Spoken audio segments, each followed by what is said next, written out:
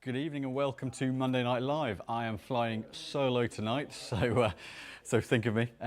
Keep questions flying in, so there's plenty to talk about. Stuart is off sunning himself in Florida, well-earned break. So it's just me tonight, I'm afraid. Couldn't manage to get hold of anyone other than James. James is on camera and on drums as usual. I've just messed it up. Bear with me. Yeah. All good? So yep, all back on, all back under control. So I hope you had a good week. It's been a fascinating week in the golf world this week. We had Nelly Corder didn't win for a change because she wasn't playing, but great tournament nonetheless. Hannah Green from Australia winning, and then in Europe we had a Japanese winner in Japan. I mean, just a major thing. It's a co-sanctioned event with the Japanese tour, and for one of their own to win and playing the way he did in the last round, I'm not even trying to pronounce it. I'm going to read it. I'm not going to try and pronounce his name. Because I will get it wrong. So the winner last week, Yuto Katsuagawa, there we go. Great last round, tough conditions, equal the course record, brilliant win. I think it's such an important thing for a co-sanctioned event, the Japanese player to come out and win in front of the home crowd. You know, brilliant win, what a beautiful surroundings with Mount Fuji in the background as well. And they moved on to the China Open this week. PGA Tour, Rory and Shane win. I wouldn't have thought it going into the round. I mean, with that, the other pair coming through, shooting 63 in the foursomes, brilliant achievement.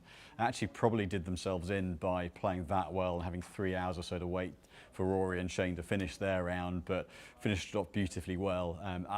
I personally think the pairs events, the different events rather than just a 72-hole stroke play, I think are really important for golf to showcase, to show the players enjoying themselves. I think that was something that was really noticeable this week, was how much the players enjoyed having the compatriots around. You know, Rory and Shane, great friends. And over maybe a slightly drunken evening a year or so ago, or back in October, I believe they agreed they were going to do this, and they're going to go back to defend next year as well. So I think, for me, changing formats, I'd love to see a par 3 tournament as something that keeps us the viewers a little bit more interested rather than just the same old each time. But great to have the pairs format, and for Rory and Shane to come out on top. I think a good result all round. And then Brendan Steele winning a live event in Australia, which had a bit of a feel of the waste management. There was quite a lot of what they call it, the watering hole, where I think a caddy was hit by a water bottle. Again, for me, I know Stuart would feel the same thing. It probably is going a little bit too far, but making a big play of running the event for the fans, so that no matter who wins, there's a lot of support. So, plenty. Oh, and ladies European Tour, very good friend of Precision Golf, Manon de Roy, winning her second title. I'm fabulous girl. Worked with Manon for a few years, and one just incredible ball striker, consistency. I've barely seen anyone better. I mean, the likes of Monty, Roger Chapman, Chiara, but Manon from a ball striking point of view, absolutely brilliant this week down in South Africa, and winning. I'm not going to say at a canter, but comfortably. So thrilled for her to get a second win on Ladies European Tour. So that covers the pro game. I'm not a huge CJ Cup in the States that they're going on to, so not some of the bigger events. I think we've got a couple of events where they're going to be a little bit smaller and then build back up for the PGA at Valhalla coming up. So slightly quieter period on PGA Tour. So let's hope they just get to watch some good golf from other parts of the world. So I'm going to dig straight into the questions. We've already had a few come in, so thank you very much for those. First one in, Dave Burton. Hi Simon, I was watching a Trotty vid and he was saying that he fits most 6'4" guys into lighter shafts. Being one of those, what's your take on it, please? I think it makes a lot of sense. I think if you're a taller player, you're playing a longer club, and in essence you've got more shaft. There's more shaft there. So actually the shaft is automatically playing a little bit heavier than it would at standard length. So by having a half, 3/4 of an inch longer, you're adding a few grams to it. So I wouldn't automatically look to go lighter. I think ultimately you're still testing the player and how they react to the club that they're swinging. So I think you're being conscious of grip size and grip weight could make a bigger difference. If you're going to a mid-size grip, you're potentially putting up to 10, 15, 20 grams for some grips on, or using something like a Jumbo Max grip if you've got really big hands and you like that bigger feel, then they're often at 70, 80 grams versus a 60, 65 gram grip that, say a multi-compound mid-size is. So be conscious not only of shaft weight, the dead weight that you're swinging, but also if you're looking at bigger grips, be conscious of the amount of weight that they can add as well. That would be another factor in it for me. But ultimately, dynamically test them and make sure that they swing right for you. Don't just automatically go, you're tall, you're in a light shaft. Bama number 1. Good evening, great name. Looking to go to a fitter, unfortunately not in the UK, or I'd come and see you, very kind.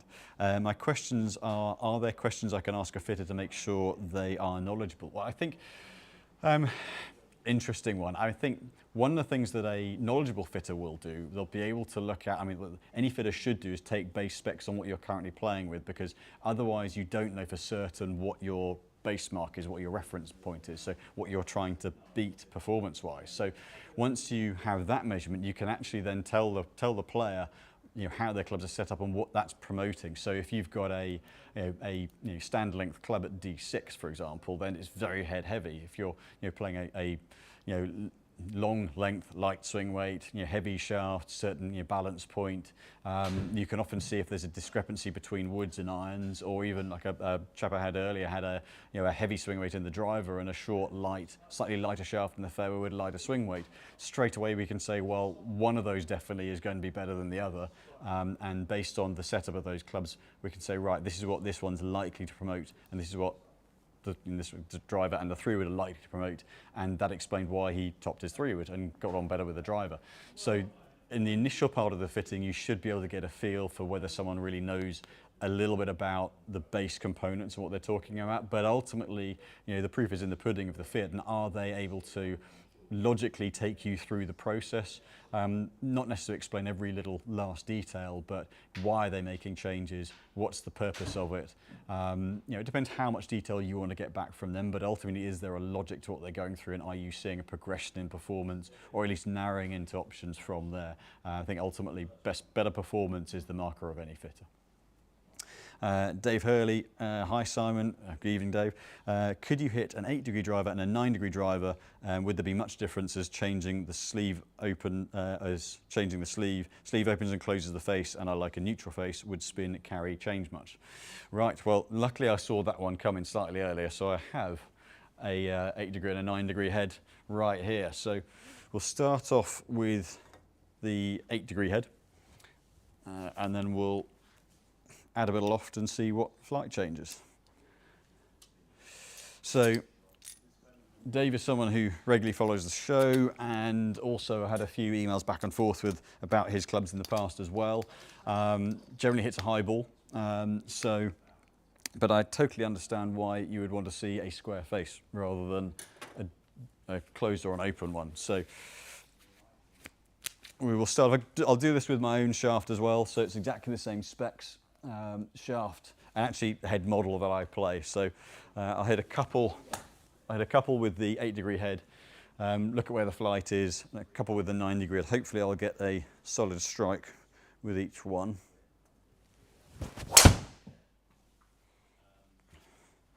So I want to make sure I get consistent angle of attack and face to path data as well. Club speed, so a little bit pulled, so fairly just strengthen the flight a little bit. Right, that was pretty solid. So the 8-degree head, for those ones where I'm just sort of getting loosened up, fairly strong launch, 11.6 launch and about 1800 spin. So until I'm up to full speed, that you probably sets a little on the flat side. But we will literally just change to TSR 3, same weighting, 8-degree head up to the 9-degree head. And generally I'd expect to see a launch angle, not necessarily a huge change. It's probably half, 2/3 of a degree, maybe a full degree. But the spin a few hundred revs difference. So that's up to them. I've already weighed these heads to make sure they're the same weight as well, so just to save a little bit of time this evening. So let's see how much that changes by 105, 2.8 up.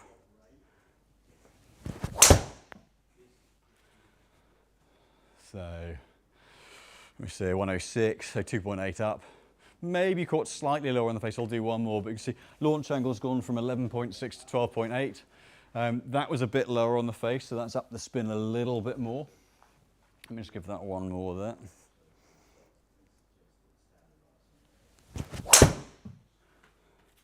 Now I've got a little higher on the face. So yeah, so slightly higher up the face, that's launched a little bit higher, but spin, 400 revs higher. I'd expect around 300. 3 to 350 depending on the player. So for me, the first one was probably more representative in terms of launch angle, about a degree more, but spin, that sort of around the 300 mark would be what I'd expect to see. So hope that answers that for you. So, I mean, certainly, if you're looking to keep face angle consistent rather than, upping loft and closing the face, then unfortunately the only way of doing that is another head. But as you change loft, because the shaft goes into the head at an angle and the head's rotating around it, it's always going to, as you add loft, the face closes in a little bit, and as you take loft off, it opens it up a little bit. So it does change the visuals somewhat. Loads of questions. Thanks, guys. Ian Linfoot, current setup is P790 with a Fuji Vista Pro 70S. If I wanted to treat myself to an exotic set, what would you recommend? E.g. Mura, Epon, GMAR, thanks. So, P790 is quite a strong flight. I mean, a lot of the, what you might call exotics tend to have a little bit more spin.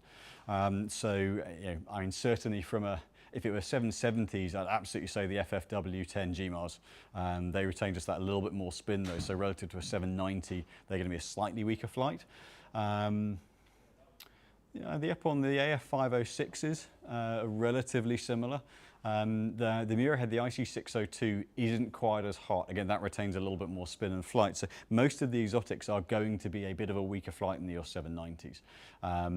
There's the ADW1 GMAR, that has the vacuum behind the face, but it's a slightly bigger head. Head weight's a little bit heavier. So I'd probably say with a bit of a de-loft, although there's a bit more offset, the GMAR is probably the closest of those exotic heads with getting as much ball speed as possible.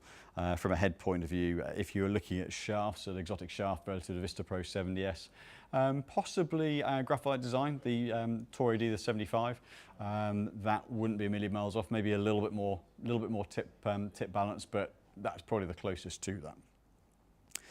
Tony, by the way, hi Simon, can you recommend high balance point, smooth feeling, tip stiff driver shafts, please? I think any tip stiff high balance point, you're generally going to feel fairly firm. Tensei Pro 1K Orange, Tensei Orange 1K Pro. That's certainly in terms of pretty counterbalanced, but very stable in the tip. One that maybe feel a little bit smoother. It's not as tip stiff. The CQ in the Tour AD, that's one, but it is a bit of a softer tip. It's a very smooth feeling shaft. Let's think. I'm possibly, depending what weight you're looking at, the Mitsubishi, the Vanquish. That's in the slightly lighter weights.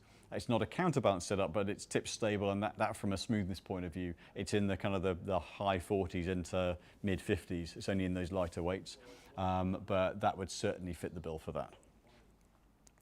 Possibly, actually, they're just potentially just phasing those out. The Acra, the RPG HBP in the 352 or the 362. Those ones will be smoother feeling and slightly higher balance as well. Papa B, Simon, would you be able to compare the Dynamic Gold 120 to the Dollar Taper 120? Thank you so much. James will go, just so you're not looking at an empty bay, James will be finding those for me. Just around the other side of that triangle on the left side of it, yeah. And then the Dollar Taper, if the guys have put them back in order, will be on the triangles below. So I'll get back to that any moment now. Brandon Peters, hi Simon, how far back do you keep wedge heads? For instance, I'm after a TaylorMade 48-degree milled grind 3 in the black finish, as I can't seem to find one anywhere. Sadly, we might have the odd one of a very recent, I guess, sort of past model, just where we've got a little bit of residual stock, but most of the time stock will run out before the end of its cycle. So, for example, with wedge heads, most of them will be out of a wedge head for a couple of months before the new launch. So if we can't get hold of them anymore, we'll tend to just get rid. So sadly, we don't have much if any residual stock, because it just ends up valueless other than a warranty. So sadly, that head in particular, I know we don't have. So I shall. James now has got those clubs. I'll give those a hit. So we've got a Mira CB302 to hit with here. Been forgiving, been kind on me. So they're very, very different shafts from a structure point of view and swinging point of view. So you've got two pretty much totally different balance points on these. So True Temper are a weight-based company. And the standard, the Dynamic Gold, the 130, the sort of the traditional one, is actually a very neutral balance point. It's sort of stable in the grip, stable in the tip, softer in the middle. So actually not that harsh a shaft, it's just heavy. Whereas the 120, whilst it's that little bit lighter, balance point's loaded much more towards the tip end. Whereas actually the dollar taper, whilst it's designed to be tip stable and lower spin, actually the balance point of the shaft is much, much higher up. So they'll swing completely differently. So I'm going to start with the 120. And in theory, this should be a little bit higher spin than the dollar taper, but I'll also compare swing weight so you can see how much that balance point changes. So this one in the Mira head, which is fairly heavy anyway, is up at D5.9. So I will, I need my spinach before this one. So certainly the 120 Dynamic Gold really works well for someone who are wanting to drop in and get the club head dropping in, so not quite behind them, but creating that lag and drop. So if someone tends to get a little bit over the top and get a little bit steep, then this can help just to drop the plane down. So I've got to work relatively hard with this. This is all relative to my own action. So I play a higher balance shaft than this, and I've got to work relatively hard to fetch that bottom end through.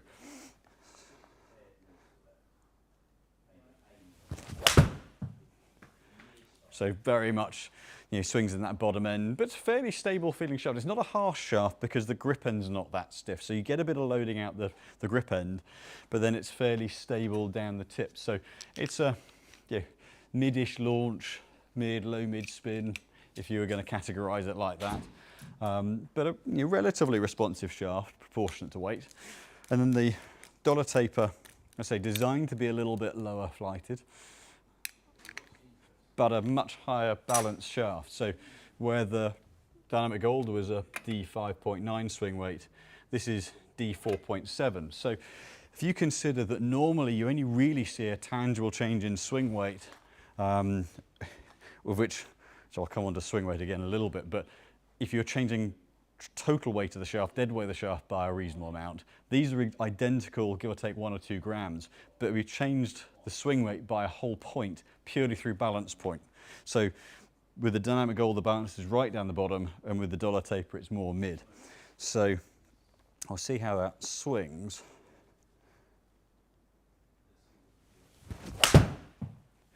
So for me, because I suit this balance point more, I can create a little bit more whip and speed, and the club doesn't want to go there. And then, with my action, when the club drops behind, I fetch it with my right hand and whip it over. So I tend to miss left if it gets tip heavy. Whereas with the dollar taper, it's slightly heavier than what I play, but I can whip through that much more comfortably based on what I play. So it's generally better for someone who's got a little less of a pull on the handle or more of a rotation-based swing, but who needs a bit of weight to drive against.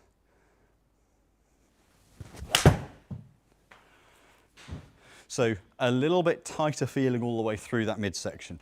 So it's definitely slightly crisper, tighter feel. As you can see from a flight point of view, not very different on launch and spin. So the dollar taper launched at 16, spun at 4.8. The Dynamic Gold spun at 16, launched at 16, spun at 4.739. So we're only looking at 60 revolutions difference. So not a vast change in the flight, but in terms of how it allows the player, or what it promotes in terms of player delivery to suit one shaft versus the other, very, very different. So good question.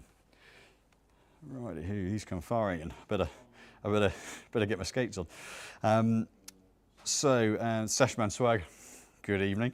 Hola, ¿qué tal? Just wondering what your turnover time is roughly. I was fitted on the 25th of March and haven't heard anything as of yet. Can't wait for the clubs to come and absolutely loved my fitting. Currently, because it's the busiest time of the year, I mean, we're coming pretty much, they should be coming through any time now. We're generally in the 5 to 6 week wait at the moment. It's the upper end of where we want to be, but ultimately this time of year we just got, you know, an inordinate amount of builds going on. We are, however, employing a new club builder in a week, just over a week's time, and that will start to bring those build times down. We'd look to get those down to nearer 4 weeks in an ideal world. That's where we're aiming for from a full set, and down to kind of maximum of 3 weeks for smaller orders. But currently, yeah, just with February, March, April, May being literally kind of what we call silly season before the, you know, as the start of the season kicks in, it's just at the upper end of our window, but you should be receiving an email very, very soon. Thank you for your patience as well. So Martin Williams, what's your thought on align grips? So I'm just going to turn these screens back on. So by align grips, James, could you grab me one of the grips with the red line on the back, the multi-compound align, second row down on the right. What Martin means is a grip with a rib down the back. Oh, look at this. Oh, it's a bit like the dove from above, for those of you of a certain generation. So that line down the back, so you see that's the front of the grip, and then down the back is a coloured rib. Now, the align technology is just a textured ridge. So there've been, you know, grips with a rib in the back for, you know, goodness knows how long. And really, it used to be called a reminder. So essentially what it does is it gives you a rib to kind of set your hand on. So for me, I've used a grip with a ridge for forever. So it gives me a kind of a marker point to put into this part of my hand. So I like to feel, I'm going to turn this around. I like to feel the club get into the crook of my fingers there, so that I can then get my hand on the club. I hope that was in shot. Get my hand on the club and gives me a reference point to put my hand on a consistent place every single time.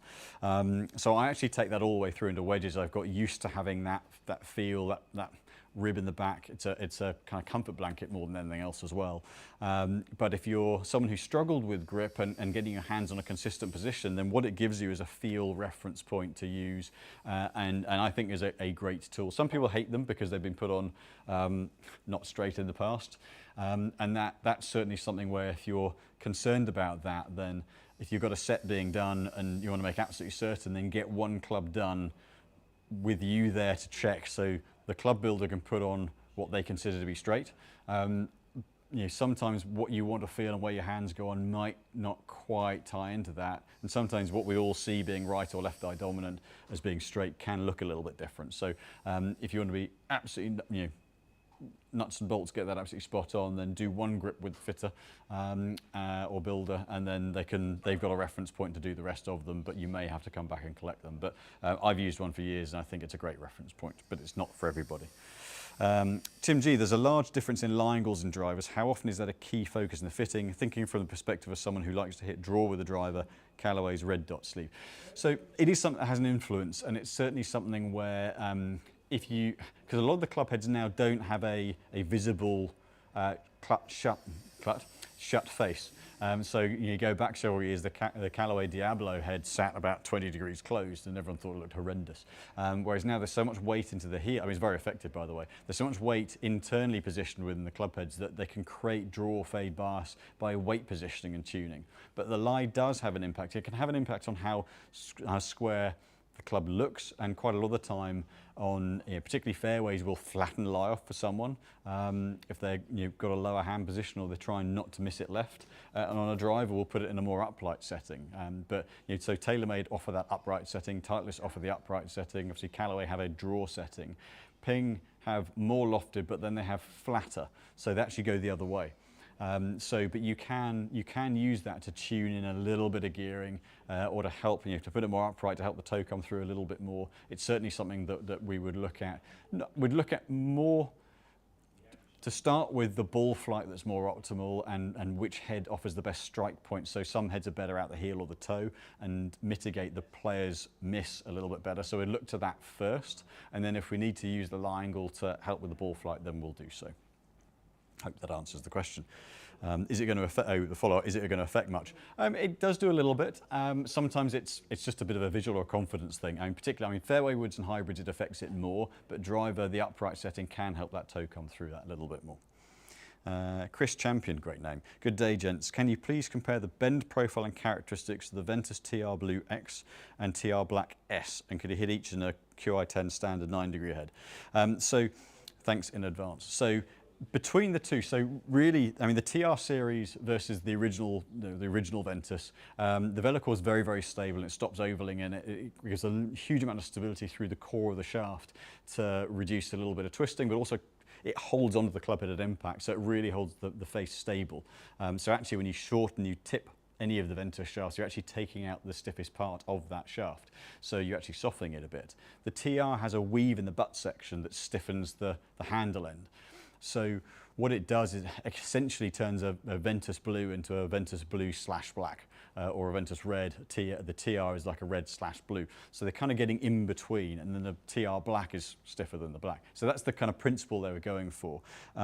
Between a stiff and an X in the blue and the black, the flex won't really do very much. Obviously, we will hit them because we do have them.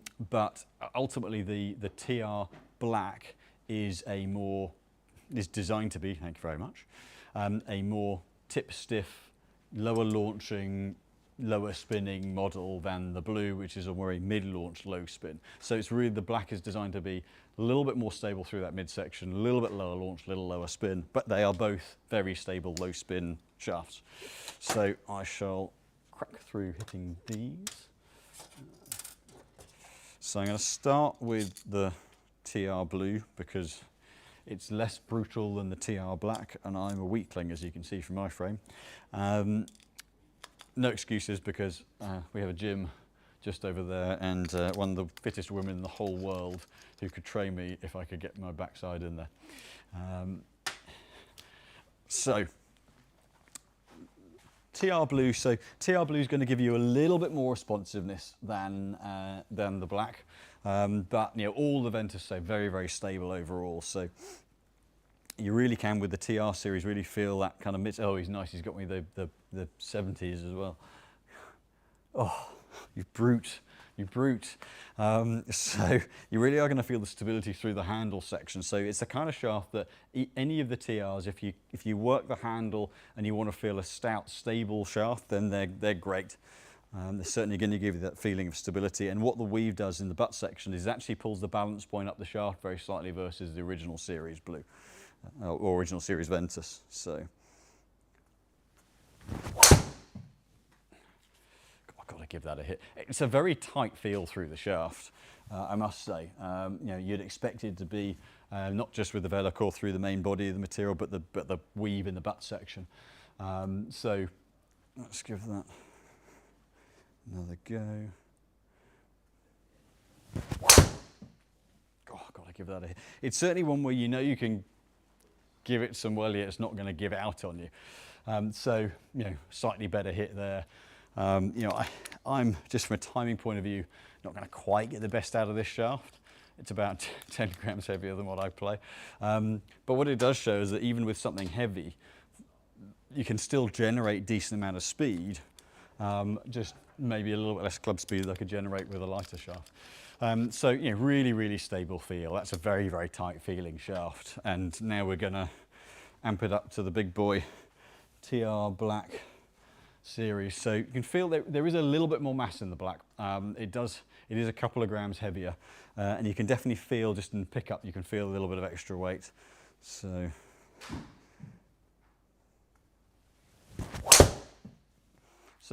yeah, naturally the black, so for me in the driver, the black series is a slightly more natural shaft to swing, because in both the TR series and the original version, the balance point is a little lower than the blue, which ironically, I'm very strange in this respect. Irons, I need a mid to higher balance point shaft, and driver one down the tip end. So, that one I've actually, a little bit more speed again. I've swung a little bit stronger. There's a bit more for me to use to build speed with, but there is, if ever you want a shaft that doesn't feel like it does much, this is a great one. yeah, it's a very, very, very tight, crisp feel through impact. So, and this is the thing, is in, okay, I've got more speed out of this, probably because I know if I don't swing it absolutely at my boots, I'm getting nothing from it. But this shaft is, in combination, is spinning it more than the TR Blue. So the theory of shafts is great, but ultimately, if it swings better for you, you time it better, and if it's more suitable to you, a high launch, high spin shaft can spin it less than a low launch, low spin shaft, purely if it's loading correctly for you, or if you're able to deliver the head with more stability, more control. So I actually got a better result from the TR Blue from a spin point of view than the Black X. So theory on shafts is great. In reality, if it doesn't suit the way you swing, it ain't gonna work. So, even if it's a very expensive top grade shaft. So, right. Kevin Phillips, would you see remarkable differences between, thanks for all the questions guys, by the way, it's great. I'm going to do my very best to get through all of them, but it's quite a rate here coming in at, which is brilliant. Would you see remarkable differences between Ventus Blue 2018 versus 2024, assuming you fit the profile? So they do swing a bit differently. What we've seen in the bay so far is, I mean, certainly the 2024 version is a little bit more responsive. There's a bit more back through the middle of the shaft, and it doesn't swing, it swings a little bit lighter, maybe a gram or so in dead weight, but also balance point, it's a slightly easier shaft to swing than the original Ventus. Not to say that the original Ventus Blue is hard work, but I think the new one just swings a little bit easier. However, I've been very impressed with its spin stability. So I've seen the spin just staying a little bit lower. But having said that, I don't know how they're going to get rid of the original version because it's that good. They are probably going to try and gradually eke it out and kind of graduate it out of the line over time. However, it's still a great shaft and this still gets great results. We're fitting just as many of the original series as the new ones. So again, some players just swing one better than the other, but I would say it's slightly, swings a little lighter. You get a bit more kick from the midsection, but the tip's still very, very stable and low spin. Eric Wallace, can you describe the differences in feel, perhaps timing of the Axiom 105 versus Modus 105? So certainly I've done this comparison before, the Axiom is a tighter feel because it's got the graphite and the Velour. There's more material in the wall thickness. Actually, James, if you could grab an Axiom, they're just around the other side, and then a Modus 105, I can show this. There's a lot more material in the wall of a composite graphite shaft and a steel shaft of the same weight. So if you think with actual sort of the density of the steel material, it's heavier, and therefore you need less of it to achieve weight. Whereas in something like the Axiom, they can go really, really fine with the layers of graphite, and therefore put more and more and more layers in. So actually, what we shall see here, thank you very much. So in the tip of the Modus shaft, you can see it's quite a thin wall to it. Whereas if I now compare side by side the Axiom, how much more material there is. So you're looking at, I guess, probably 4 or 5 times as much. So you think the amount of structural rigidity that you can create with that amount of material versus the steel is vastly more. So actually the common misconception is that graphite's softer than steel. It's not, it's just historically been done for lighter weights. So they've built them to be more responsive, built them to get a bit more kick. But it's the lighter weight that has made them feel more responsive. You put up one shaft versus the other, you make a graphite shaft a darn sight stiffer than steel. So actually the Axiom is a really tight, very, very low torque feel, very stable and crisp through the whole shaft. Something like the Modus, so the 105 in particular, is designed with a stiff tip, but it's softer in that buck section again. So, thank you, just halfway through, my goodness. Feels like more. Stuart, so in the grip section, it's less harsh, because if they made it stiff in this section, then it would feel rigid. So actually you get a bit of load out the butt section, stable in the tip section, but noticeably more response, and you should get much more sensation of load and give under the handle whilst being stable at the tip end, but the Axiom is going to feel tighter the whole way through. So I wouldn't say it dampens vibration more, but a crisper, tighter feel. Hope that makes sense. We all feel things a little differently, so what I give a sensation, you may feel it a little bit differently, but that's probably the best description I can give for it. Tony Bythway, favourite place in the UK for a golf weekend that doesn't break the bank but has quality golf? Ooh, Yeah, Norfolk's great. I like Norfolk. You've got Sheringham, Hunstanton, Royal West Norfolk. You can get on it. Cromer.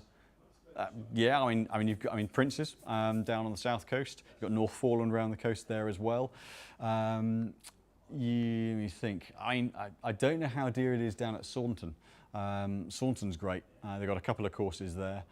To be honest, I've not done enough of them. I'm very, very fortunate. Every year I go down and play Royal St George's and Royal Sankport, but unless you're a member, they're not cheap. So I would say, yeah, maybe Littlestone. Yeah, although it's a little separated from you have to do a bit of driving. So across, once you get out of that Kent coast area, you've got to do a little bit of driving to get through to some of the other courses. But I think, kind of that kind of Norfolk into Suffolk, Thorpeness, Cromer, Sheringham, Hunstanton, Kings Lynn, not that far away. It's not Links, but yeah, I'm going Links rather than UK. There are some of the Scottish courses that are incredible value once you go just away from the the mainstay of them. Certainly, there are so many courses. You can go all the way up into the Highlands and go and play Boat of Garton, and you've got. You've got the ones like Nairn and you've got Brawra. Brawra's meant to be brilliant. There are quite a lot. I think if you go to a kind of a big area and then go slightly away from, so if you take sort of St Andrews and go a bit inland, there are often quite a few that you can find in and around there. But yeah, I like the idea of Norfolk. I think underrated some of the golf up there. Eric Wallace, worth the price difference between Axiom and Modus 105.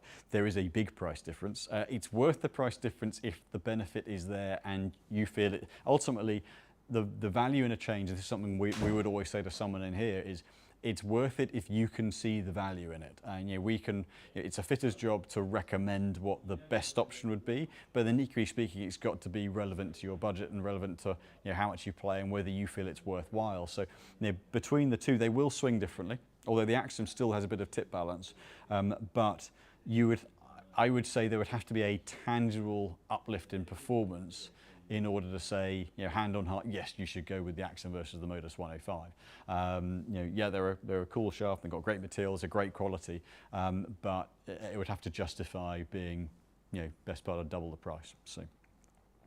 Alexander Ward, evening Simon, even Alex.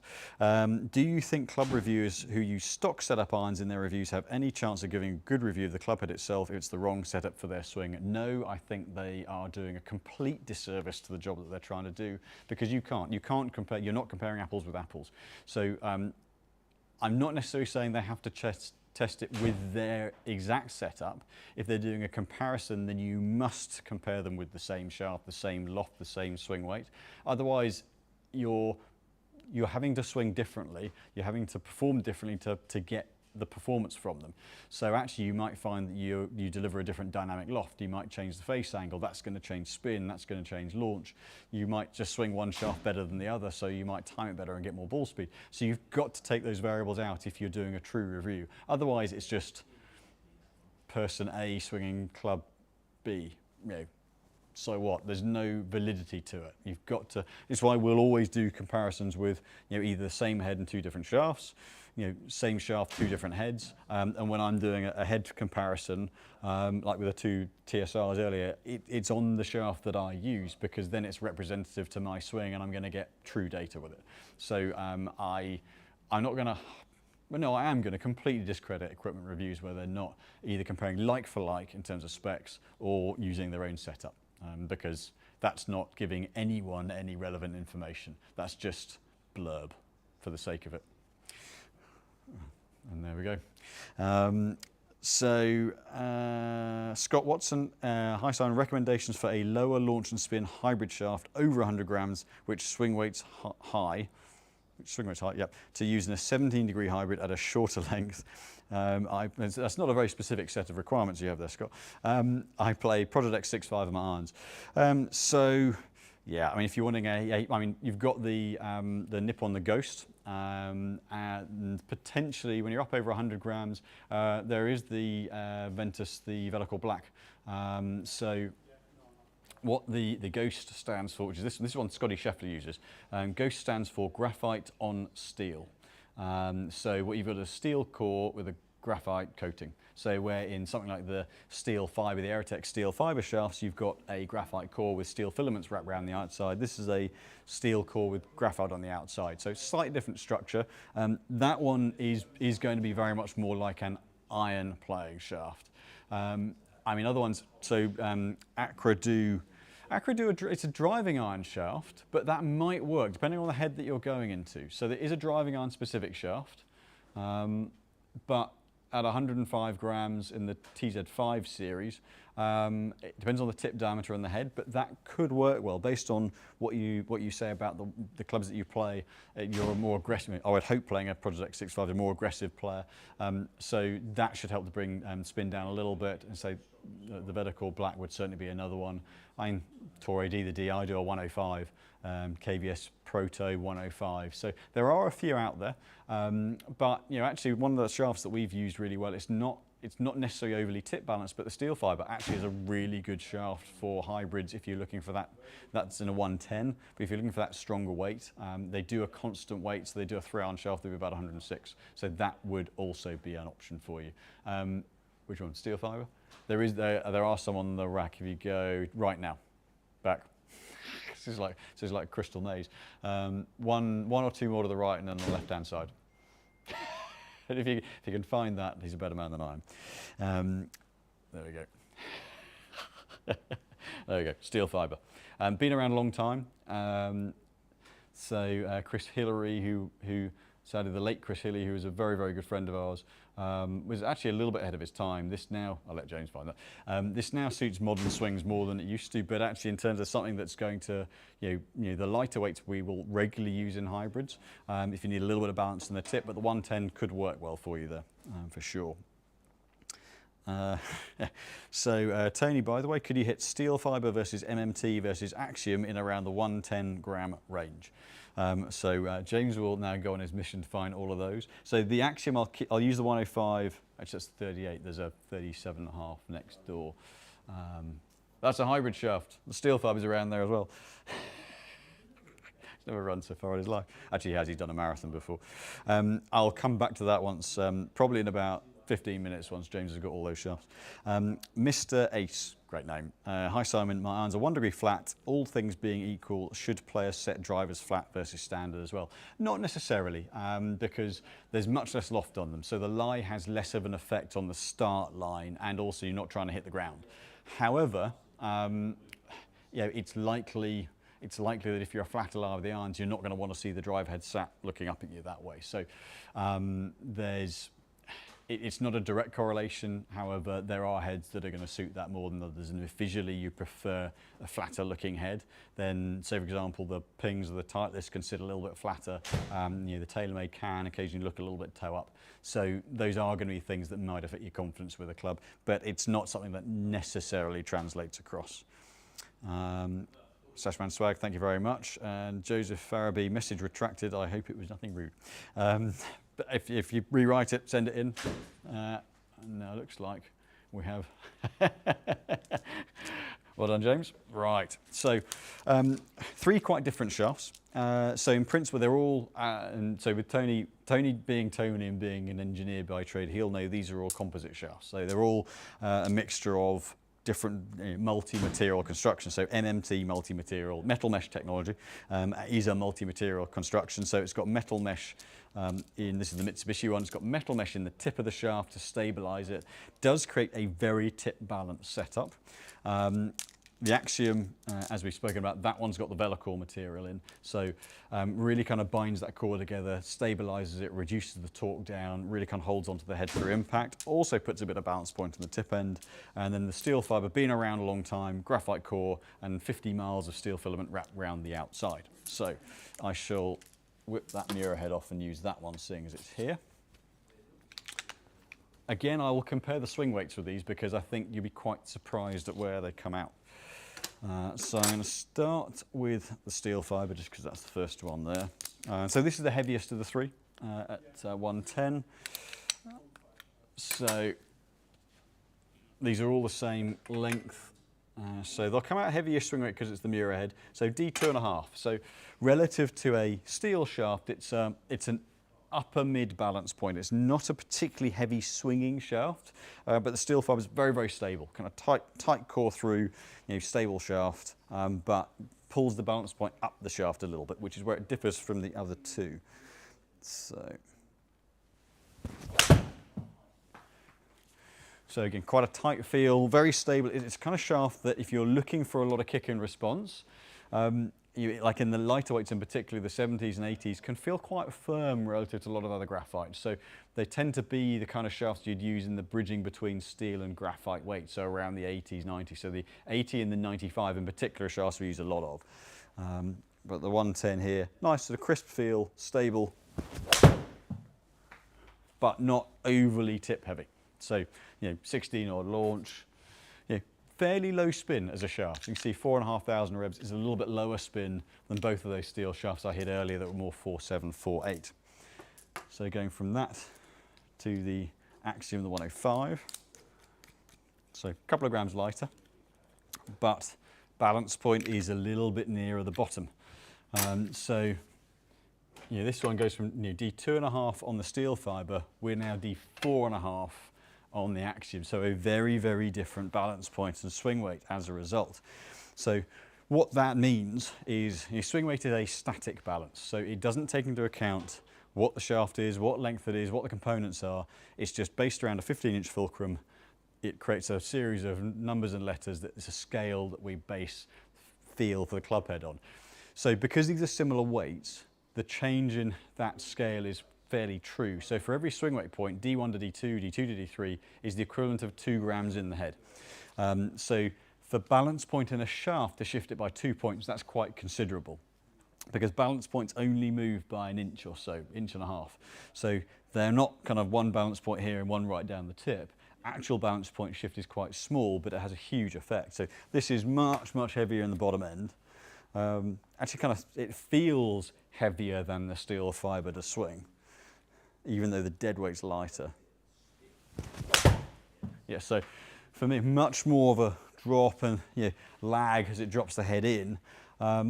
Probably not as firm a feel as that steel fibre shaft. I think due to where that weight sits, it creates that feeling of a little bit of give because the club drops in on me a little bit more. But still very stable at impact, and relative to the steel fibre, similar, maybe slightly lower launch, but the spin's just a little bit higher. Now we now go to the MMT. So the MMT is a 105 as well. The MMT should be the most exaggerated tip balance of all of them.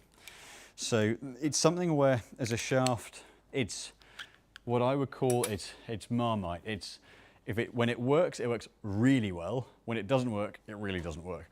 So swing weight on this, so a 2.5 on the steel fibre, 4.5 on the Axiom, D5.7 on this. So it's another swing weight point heavier than the Axiom.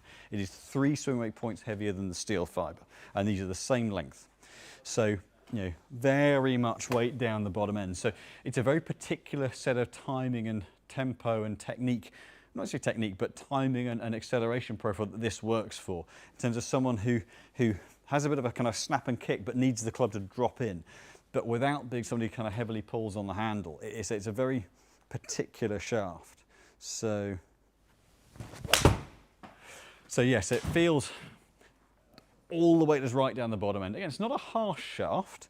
It's much like the Axiom. It's stable. It's probably got a little bit more, I'm not going to say softness, but a little bit more give, a little bit more, how do you describe it? Yeah, the steel fibre is really tight and crisp. The Axiom has a little bit of give to it. This one's got slightly more, whether smoothness is the right word for it, but very much feels like the weight is right down the bottom and almost a little bit detached. So the head kind of, for me, just gets away from me a little bit. So unless I do my best to save it,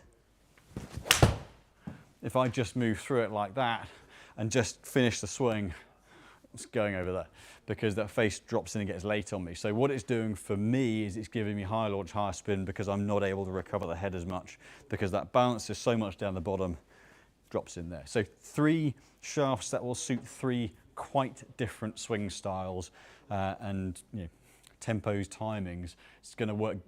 They're all relatively particular, but in essence, the MMT is very, very. It's either very, very good, or you will struggle to get consistency to square it up. But when it works, it is untouchable. So there are a load more. I'm going to have to crack through a load of these. Thank you for all the questions again. I've done the flat ones. Great. Kevin T. Great show, Simon. Thank you very much. Thanks for the comment. Why are golf grips tapered when most other sports with handles are not? Honest answer is, I think because shafts have always been tapered, as in thicker. They're thicker at the top and they get narrow as they go down. So historically, when it was a wound piece of leather that went around it, the grip naturally got narrower. The theories were that smaller in the bottom hand meant you could release and square the face up.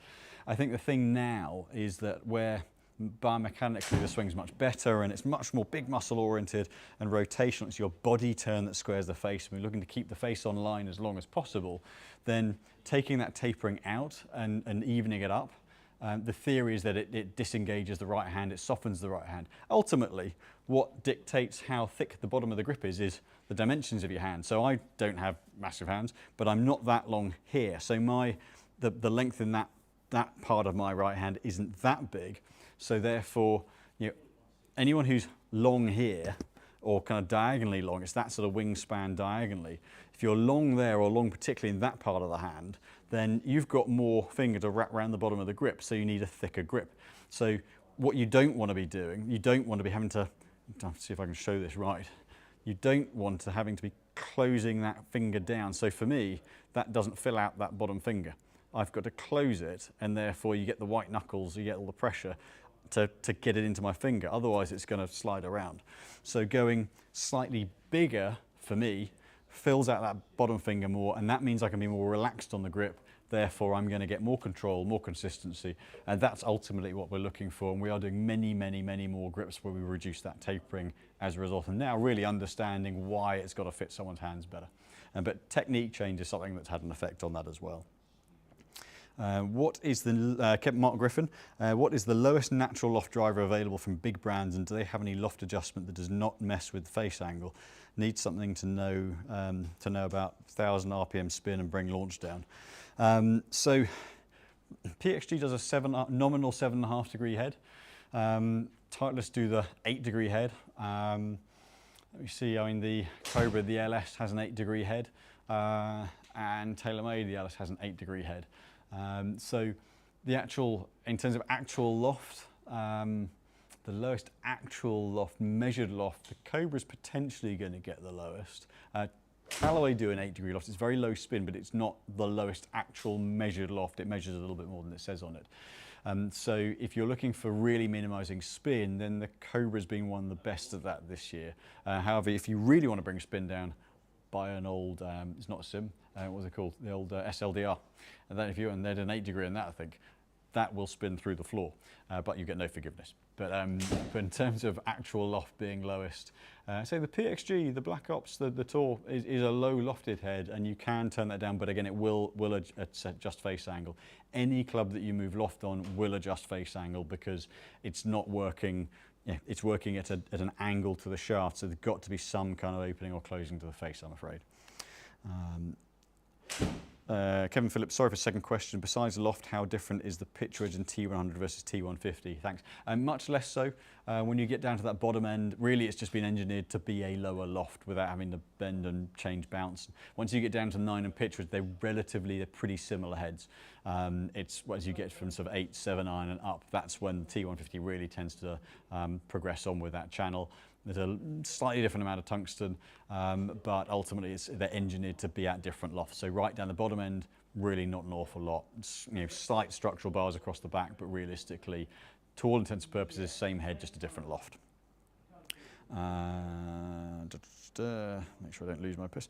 Andaman 1970, just curious, have Fujikura introduced the Axum in a tapered profile as well as parallel? Not quite.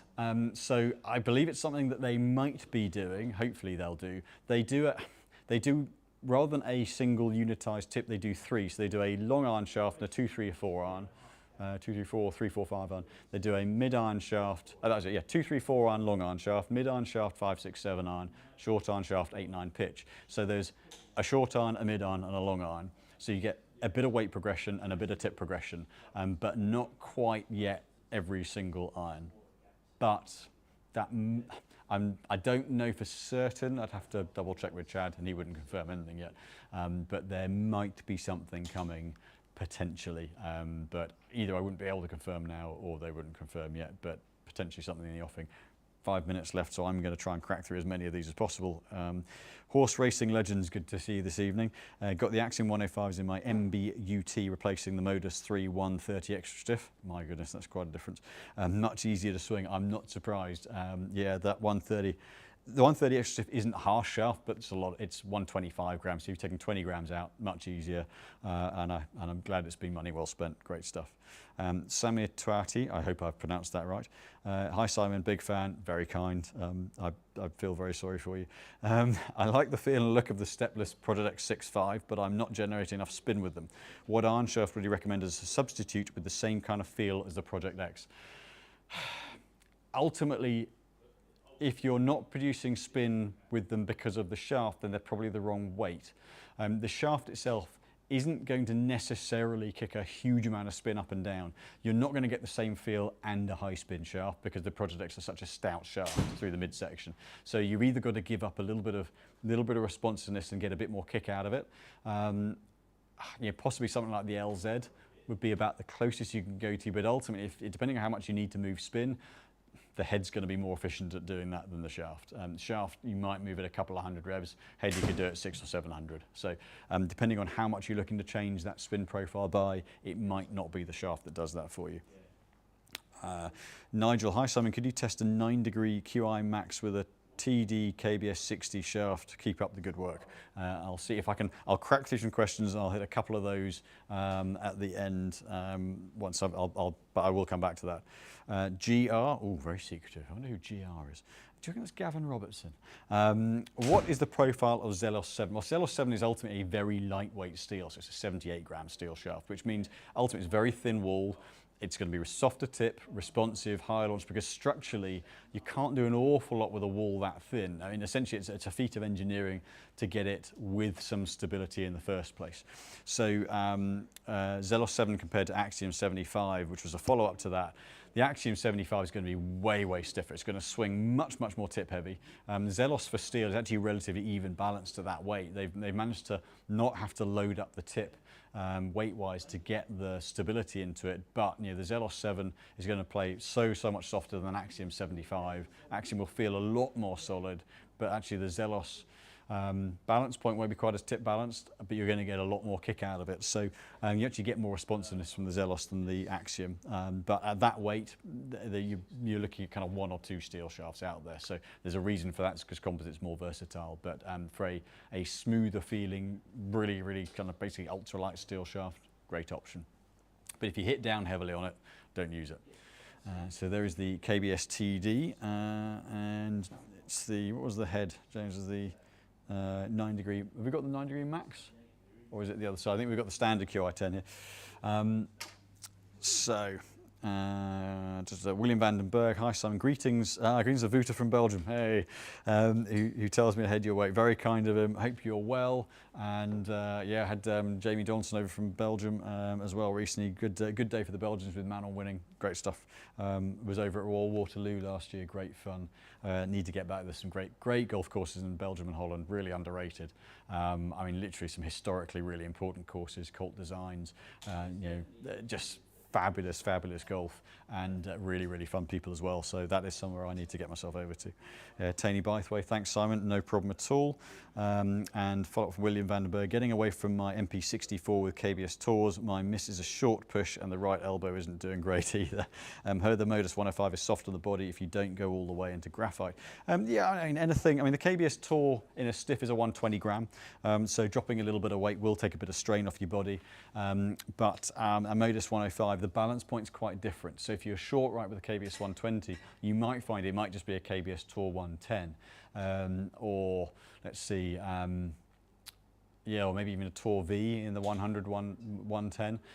But there are going to be a number of options. You might find a nip on a 1050 GH about 105 grams, a little less tip heavier than the Modus, but still a great shaft. So test a few out. I would recommend that. GR, sorry for another question. Can the match Ventus Blue in the fairway? Oh, can you match Ventus Blue in fairways and driver? You can. They're still very stable, low spin, but they're not overly harsh, so they can work pretty well. Oh, James is getting his clearly getting his high rocks training in. I'm going to do these last two, and then I'll hit this. So Shane Delmo, hi, so I'm currently playing a Ventus TR Red 6S in my AI Smoke Max driver. Swing speed's about 100. Would switching to a 5S shaft increase my swing speed?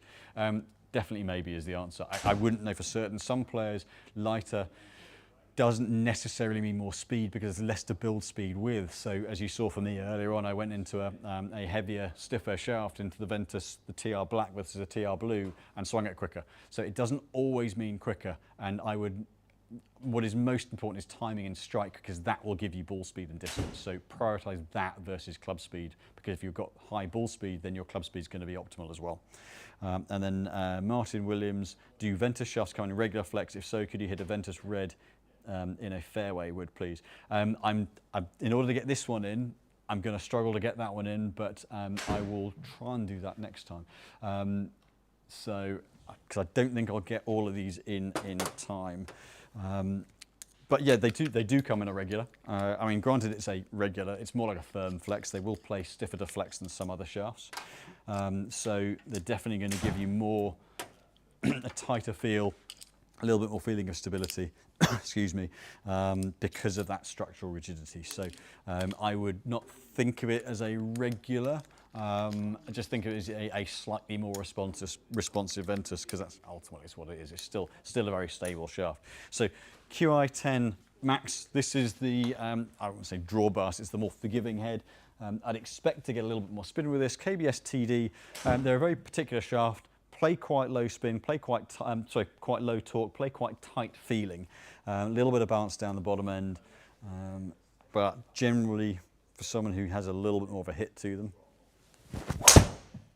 Oh, just lost that one. That was a hopeless swing, hopeless. Let's try one more there. It's quite a deep backed head, this one. It wants to just sit looking a little bit closed as well. So that one, little bit lower on the face, a little bit more spin. I'll give this one more just to get a representative strike. Okay, got that a little bit higher, a little more toe side. So got that one up in the air, 2.8 on spin. So very, very stable, which is what that club head does. Shafts, fair, it's not the most responsive feeling of shafts. So generally, again, somebody doesn't want to load back from the shaft, but as a head, going to keep you on the straight and narrow.